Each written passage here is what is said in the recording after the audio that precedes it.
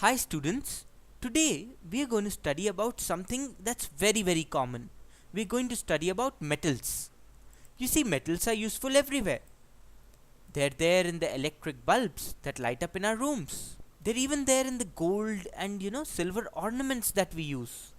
And they're there in all those statues and decoration pieces that we use in our houses. And then even the pipes and the electric connections in our houses, even they are made up of metals. So you can see that metals are basically everywhere. So what are the properties of metals, that make them so useful?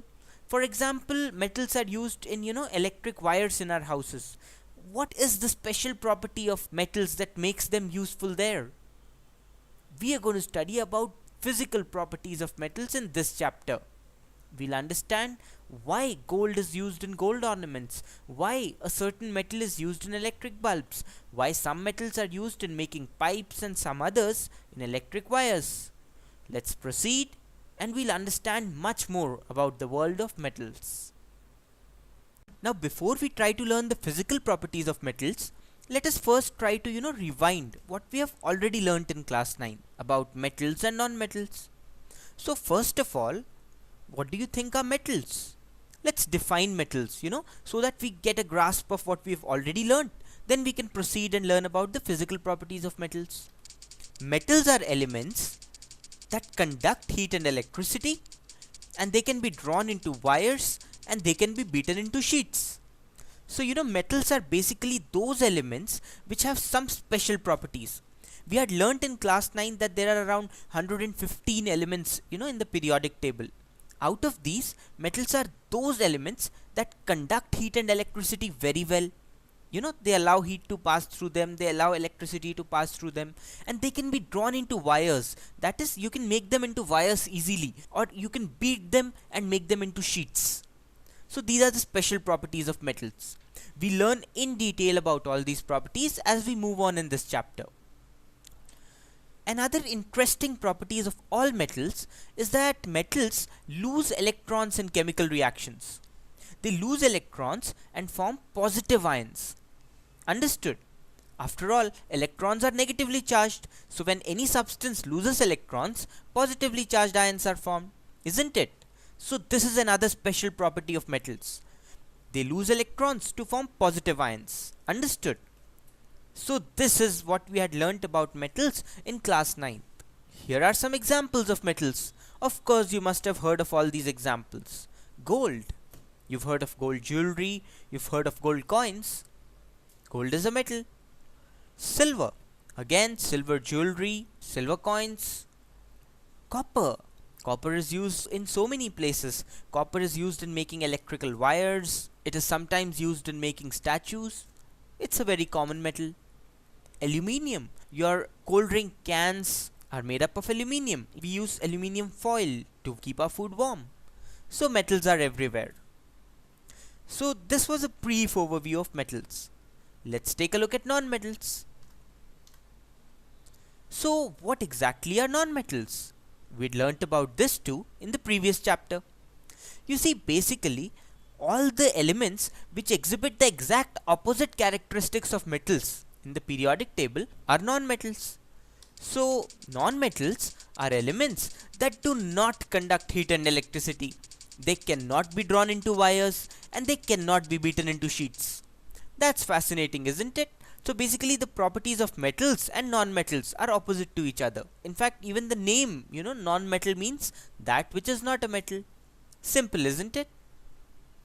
Again, non-metals have this special property that they form negative ions by accepting electrons in chemical reactions. So, they take in electrons in chemical reactions and they form negative ions. So, this is another important property of non-metals, and it's the exact opposite of the property of metals. After all, we discussed that metals release electrons to form ions. Non-metals take in electrons to form negative ions. So, you see, these were the common properties of non-metals that we have already learnt in class 9. So now that we've got an overview of what metals are, what non-metals are, what the basic property of metals and non-metals is, let's finally move on and study what we are going to really study in this chapter. the physical properties of metals. Let's proceed. The first important property of metals that we'll study is that metals are malleable. Do you know what malleable is? If you take a piece of gold and if you keep hitting it with a hammer, the piece of gold will keep on stretching and stretching, and its thickness will keep on decreasing and decreasing. Isn't it? So basically a gold block will become a gold sheet if you keep on hitting it with a hammer. So this property, of metals to be drawn into sheets is called malleability. Understood? So if you hit a metal, it does not break into pieces. It gets stretched and stretched until a sheet is formed. This is a very important characteristic of metals. You must have, used aluminium foil to keep your food warm. Aluminium foil is possible only because metals are malleable. You see, after all, when you keep on hitting a block of aluminium for a long time, aluminium becomes so thin that it almost becomes like a foil.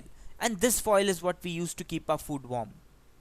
So this is an important property. Metals are malleable.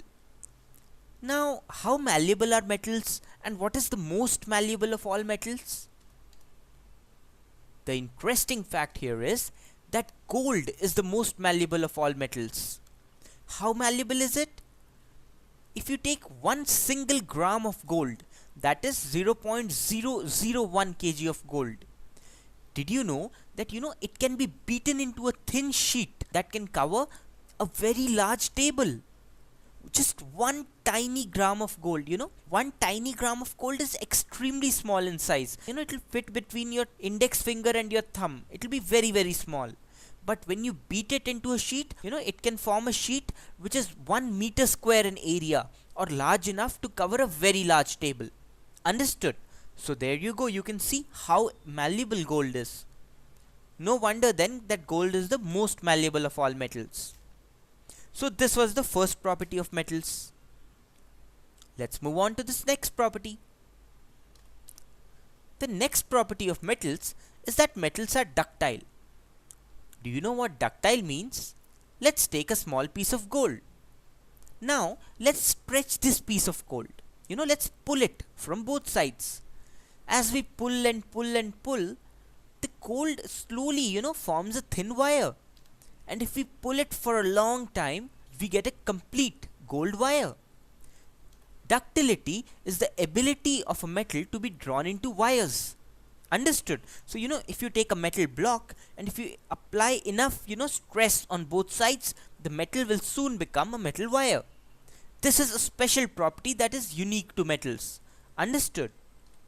Of course, you must have seen copper and aluminium wires, isn't it? We use aluminium and copper wires for electrical connections in our house.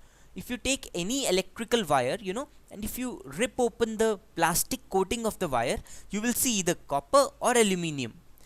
Why do we use only copper or aluminium? Because they are extremely ductile metals, and they can be drawn into wires. Can you guess what the most ductile metal is? Well, the answer is gold again.